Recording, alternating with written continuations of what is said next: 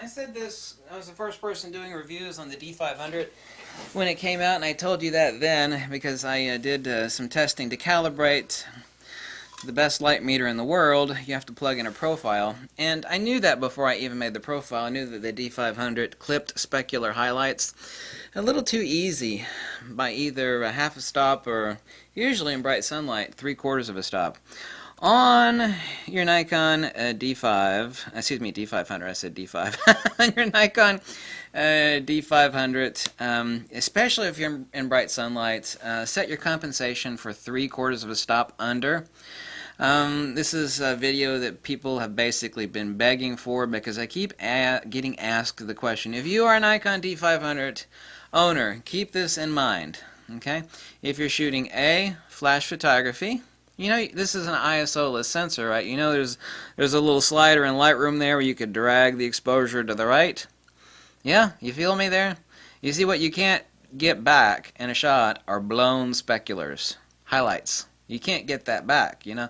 You get to give it a little more exposure, but once the details are gone, they're gone.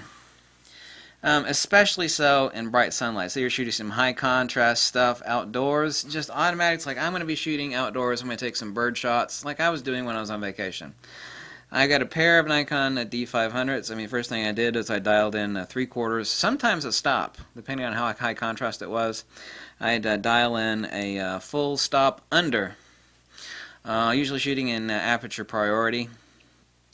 Shooting a bunch in the Nikon Nikkor 200 to 500 millimeter. A stop underexposed. The Nikon D500, and by the way, the high ISO performance out of the Nikon D500, all exposure is gain in time, okay? ISO is applied gain. High ISO performance on the Nikon D500 is incredible. You can make beautiful, decent looking prints at ISO 40,000. I've proven that over and over again. I mean, I've taken pictures of shit that I could barely see. ISO 40,000, it's like, yeah, it's pretty grainy, but it's actually not bad. I mean, obviously you could process it through noise reduction software or a Lightroom plugin or a Photoshop plugin, but the files are perfectly printable. The D500 is exactly like a pet that I used to have, and I miss that poor little pet. It's a sugar glider. I don't know if you know what a sugar glider is. It's basically like a nocturnal flying squirrel with gigantic bug eyes.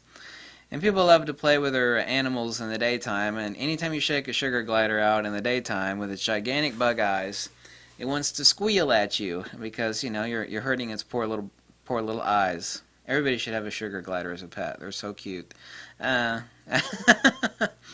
But the D500 is kind of like that sugar glider, you know. You take it out in the bright sunlight, it'll squeal on the highlights. It just will. So just, when you make crazy analogies like that, it always makes people remember. So when you're out in the bright sunlight, you know, dial in. You got an ISO-less sensor here, okay? You know, ISO-less, no ISO. You know, you have a tremendous amount of ability. But once you blow the speculars, they're blown. Blown speculars are blown speculars. That can't be, you know, you could do some magic to it in computer, but if you blow the detail, you blow the detail in the speculars. And like when you're shooting white birds, you know, and most of the foliage is green and the rest, and you're shooting around, you know, you're going to blow the bird.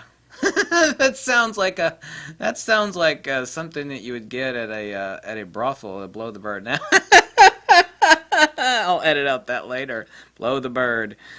You're gonna blow the white bird. Dial in 3/4 of a stop or a full stop, depending on how bright it is and contrasty it is when you're shooting outdoors or indoors or even outdoors using flash photography. Dial it in. Okay, you could drag if you're a half a stop or 3/4 of a stop or full stop under, you got an exposure slider there in Lightroom. Don't worry about, oh my god, I'm a little bit undone when you're chimping off the back of your camera. Forget about that. Don't worry about it, you know? It's about capturing the dynamic range, but not blowing the specular highlights. So, anybody that has an Nikon D500, this is like an advisory video for you. Take it and heed it well because it is 100% accurate. And if you follow and heed this advice, you will be happy.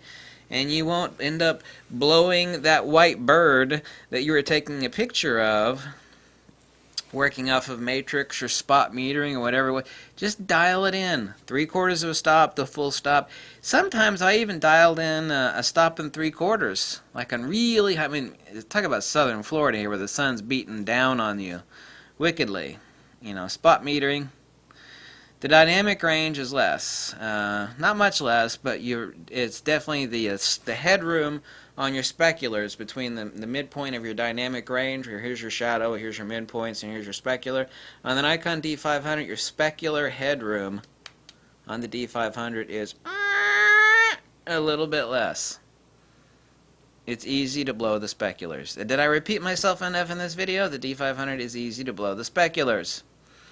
So if you follow that advice, you will be happy, and you won't blow your speculars. This is the one video where it's actually important that I repeat myself. Thank you for watching. If you like this video, you can drop me a buck or two, or a nice juicy pizza covered in cheese. I'm just kidding.